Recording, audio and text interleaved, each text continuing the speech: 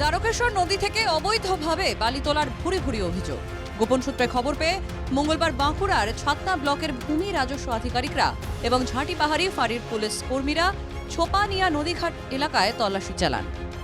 তল্লাশি চলাকালীন একটি বালি বোঝাই ট্রাক্টরকে আটক করে পুলিশ, কিন্তু সেই ট্রাক্টর মালিক বালির কোনো বৈধ কাগজপত্র দেখাতে পারেননি।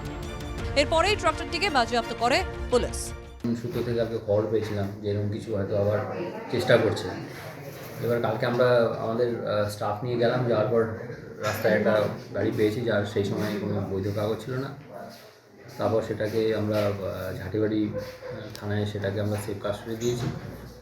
এবার সরকারি আইন অনুযায়ী যা ফাইন আছে ফাইন দিয়ে তারপর গাড়িটা রিলিজ করব। ট্রাক্টর আটকের ঘটনাকে নাটক বলে কটাক্ষ করছে বিজেপি। এই হচ্ছে এখন তৃণমূল কংগ্রেসের একটা জীবন।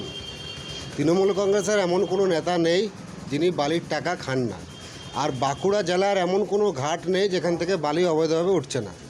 প্রত্যেক দিন যদি বিএলআরও সাহেবরা যান, প্রত্যেক দিনেই গাড়ির বালির ট্রাক পাওয়া যাবে। অতএব এইটা একটা ট্রাক ধরে নাটক করার কোনো যুক্তি নেই। প্রশাসনের বৈধ অনুমতি ছাড়া নদী থেকে বালি তোলা অবৈধ, কিন্তু বাঁকুড়া সহ বিভিন্ন জেলায় প্রশাসনকে বুড়ো আঙুল দেখিয়ে শাসক দলের মদতেই বালি তোলা হচ্ছে বলে অভিযোগ।